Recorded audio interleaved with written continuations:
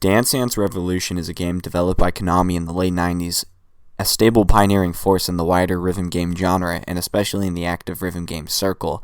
First released in Japan with immediate success, and then bootlegged to America with an eventual release a year or two later, with a big community being quickly established during and after its bootleg era. But the question at hand is, how has this community changed over years, and more specifically its language? That's what this video/mini documentary is all about. The changes, the community literacy, and practices of Dance Dance Revolution, and what could have forced those changes. I feel that rhythm more and more. I'd like to jump right on the floor. I feel that bass drum more and more. It's time for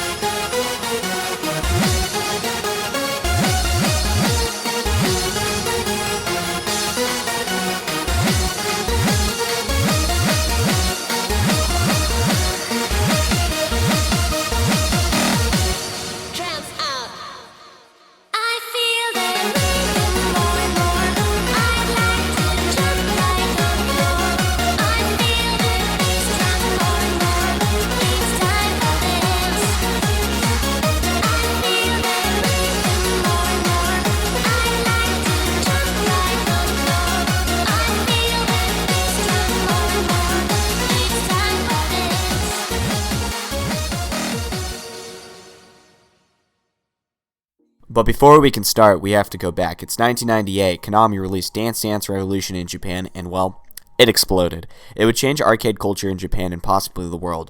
But let's move beyond Japan, all the way out of Japan, and go all the way towards North America. Let's go back to the States. In the United States, the game enjoyed popularity in arcades before and after its official release. This, in fact, was because of a growing bootlegging scene for the games.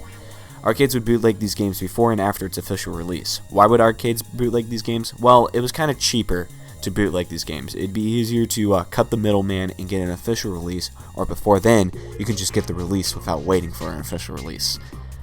Arcades would keep bootlegging these games for many years to come. This would grow the game for years to come and would become a staple of malls and arcades everywhere, with a very basic rundown of the game's history, which doesn't even scratch the surface of its profound impact on arcades, rhythm game culture, and the whole genre of games that require physical activity.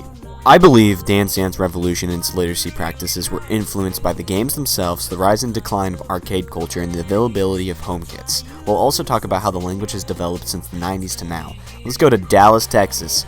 Here in the Dallas area, we have a very big community with Discord servers, regular get-togethers, all in one place. All here in this lovely city and area, specifically in Arlington and Grapevine. This community we will use will be the base for our research and documentary, and for the most part, it can be applied to other communities around the world.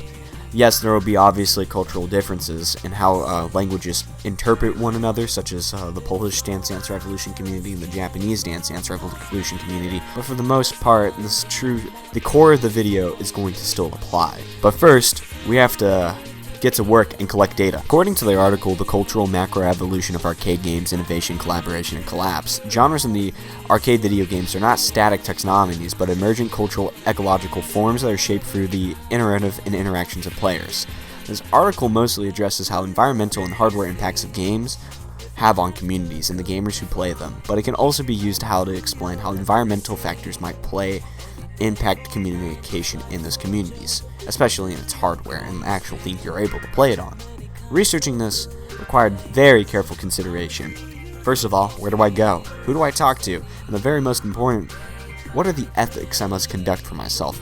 And when we interview people who are involved in the community, how can we keep them private? Well, first I gave people a consent form, which I was shocked that people signed, explaining everything I would be doing with this information given to me by the participants. Much of this research was based off of those interviews, as well as observation evidence and talking to friends who also play the game. General terms and literacy. Terms and literacy that have grown from the community have always been able to describe stuff from the game and the gameplay itself, or the activities that happen within the community. An example of this would be bar hugging, which is when a player uses the bar to keep his or hers arms in place. Here is a video of me bar hugging. Amusing, isn't it? Other terms like MFC, Marvelous Full Combo, and PFC, Perfect Full Combo, refer to scorings you can get, with perfect combos being the maximum possible combo by hitting every single note with the highest accuracy rating, with only Marvelous or Perfects, and MFC, the Marvelous Full Combo, being only the Marvelous rating. These are really hard things to accomplish. I've only been able to do a Perfect Full Combo, never a Marvelous Full Combo. I'm not there yet, but we will get there soon. All of these terms that are being used are very made directly to the gameplay in the machine itself. Conducting this research, I decided to talk to people in the community. So what did I do like any good amateur researcher would do? I went on the DDR Discord server for Dallas and I asked this question out to people. Hey, I'm doing a research project for school about communities, and I picked up the Dance Dance Revolution community. If any of you guys are interested in doing a text interview, let me know. And to my surprise, people actually responded to me and DM'd me wanting to be interviewed. I was able to get 4 interviews with pretty involved people in the community, with my very dedicated members who have been veterans for more years than I've even been alive on this planet. All the way to YouTubers in the scene. All this information would really help me get to the core of this research. In my interview I conducted with Ramless, he said, I use terms like MFC, Marvelous Full Combo, and PFC, Perfect Full Combo, crossovers, foot switches, etc. When talking with other players while the game or during online discussion, whenever I achievement post on Discord, I use terms like 15 PFC, insert number here, new 14 referring to a new PFC, 1 miss, or any variation of flagging a song, black flag, flags, fly high, 1 away. I would use some insert or short thoughts from playing a song when applicable. For the most part, terms have stayed consistent throughout the years. When new ones come in, we quickly integrate them in our vernacular. For example, when the song Watasumi released in DDR 2014, the expert chart contained a section where you had to freeze the arrow on the 16-note gallops sparkled in. The community dubbed them Watasumis. You can refer the video with the timestamp for what I mean. In my interview conducted with YouTuber Side of Fries, who makes videos about Dance Dance Revolution and Pump It Up, though the rhythm game just like Dance Dance Revolution. In our interview, he also mentioned how terms began to slowly change between games and the machines over time. From its content, he states, slang and the use of jargon is very important for the DDR community, as it allows us to attribute words to different phenomena in the game. A primary example of this pattern is for context for every unique chart or specific arrows in DDR designed by a human and will be for that same song and difficulty for every time. If a player chooses new rules by Dua Lipa on the expert difficulty 3 times, it will give them a specific chart for the new rules every single time. Within the charts, players will often encounter specific note arrangements that will cause them to move up one way. These note arrangements are called patterns. Every pattern has a unique name. Crossovers, foot switches, jackhammers are all jargon relating to patterns you come across in the game. And would also say, these words do change over time and evolve with the game. For example, there is a song called Afronova which was added to the game in 1999, and at the time, the expert chart had a step pattern not often seen in other charts. This was dubbed the Afronova Walk. Later in the game's life, as newer, faster songs were added, which featured the Afronova Walk, the name Scoobies was given to the pattern and referenced the way the character Scooby-Doo runs, as performing the pattern while playing DDR often resembles it. Putting a friend of mine statement in the video, Vidlier Shingo. Here's his statement about Dance Dance Revolution and all the interview questions I asked him, because I think his statement in perspective is really interesting for this.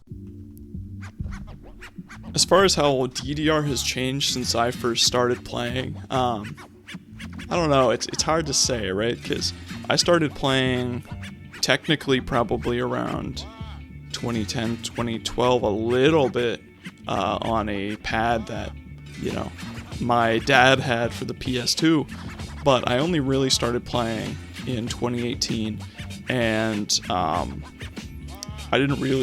was never in any communities around playing DDR. I just kind of played it, It seemed like a lot of the community was not dead, but it was certainly sleeping, right? So I think over time it's gotten a little bit bigger and more active, and I guess I joined during a little bit of a lull in activity. The community, it's hard to say. I guess my experience is different than a lot of other people because I have never participated in any online DDR communities, but I have, interacted with people in real life who play DDR and, at arcades and things like that. And, I've only had good experiences, really. I mean, it was basically at my local arcade at the time, or, when I could go to the arcade. Arcade UFO in Austin, Texas is a really, really, really good arcade. They have a really, really well-maintained machine and a lot of people who are very active there. So, I probably don't have a good enough experience in most of the communities people would spend time in, but, it's probably very similar to other rhythm game communities, just a little bit more fit, less fat.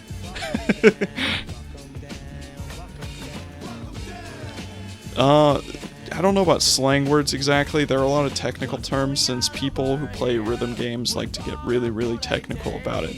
In fact, the term tech is often used as like a certain play style. People will play tech, which means your focus is all about the timing, all about the precision of the notes you hit. And stamina is basically, can you pass the song? It's so fast, it's so much, can you just physically pass it? And that's the play style I like.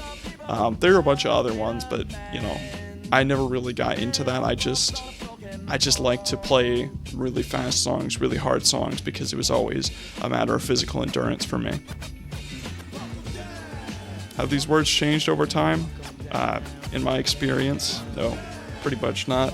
They've stayed pretty consistent, I think, for a long time, even looking at old videos and stuff about it. As soon as there was a meta, I think it's stayed relatively consistent. Words words have not changed too much, but certain things about it actually have changed with the bar specifically. No bar versus bar play. It's much more accepted to play with a bar, it seems like.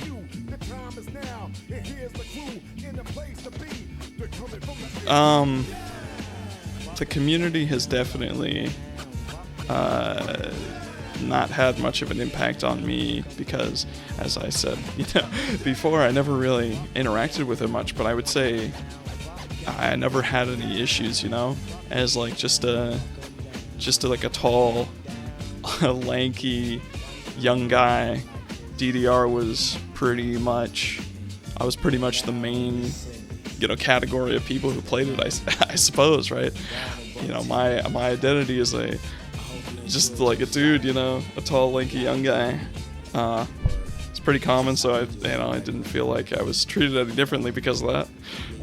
And how it shaped me? Well, it shaped me physically, because I lost weight and I got more fit.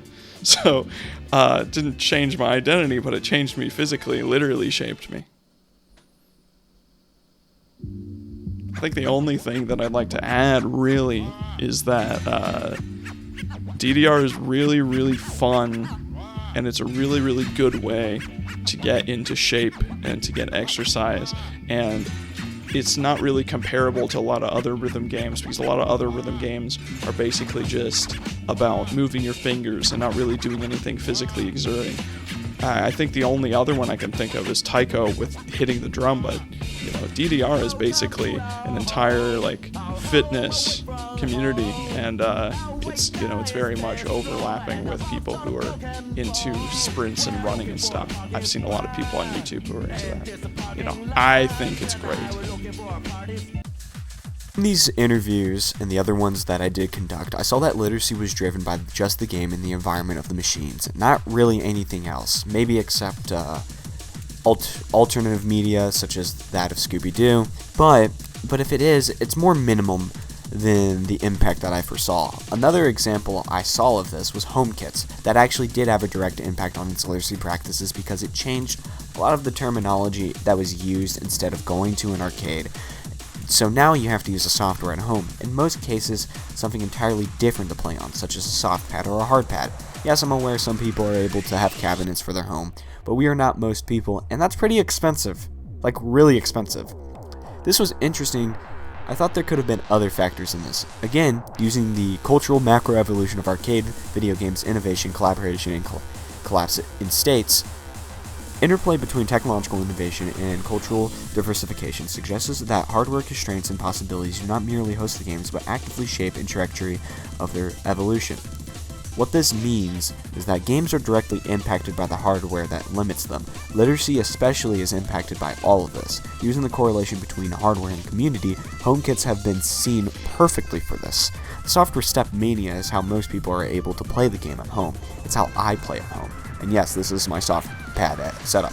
Terms began to be made for Step Mania, and the hardware for Step Mania, the soft pads, hard pads, etc., such as SimFile, customized file containing the audio, trimming data, and note patterns, vibrojacking, a term actually used for the hardware being used. It refers to the tensing of the arm muscles to create a vibrating motion in the arms, which is all done on the keyboard, not the dance pad, which is a direct relationship to the hardware. In the article, Dancing Machines, Dance Dance Revolution, Cybernetic Dance, and Musical Taste, it states, DDR enjoys worldwide popularity, partially due to the marketing of the game's soundtracks as separate, purchasable collections of underground techno, house, drums, and bass. This article considers the internet communities of DDR fans and their debates concerning mainstream cultural and musical taste. The music from Dance Dance Revolution, which would be considered a part of the game hardware, has a direct impact on everything the community is centered around. And back to my other interviews with Randomus and Fry and even Shingo, they state the music and how the gameplay contributes to culture and literacy. In conclusion, Dance Dance Revolution, and actually most arcade games, are mostly impacted by the machines themselves rather than a lot of external factors, because the machine impacts everything you have to do, everything you have to play, and it kind of makes sense that the gameplay and the hardware that allows you to play those machines would be the more of the distributing factor for, well, you know, its literacy and community practices. No real mention of the death of arcade culture was ever really mentioned, so I was a little sad to find out, yeah, that wasn't right. This has been Septic. I wish you all well.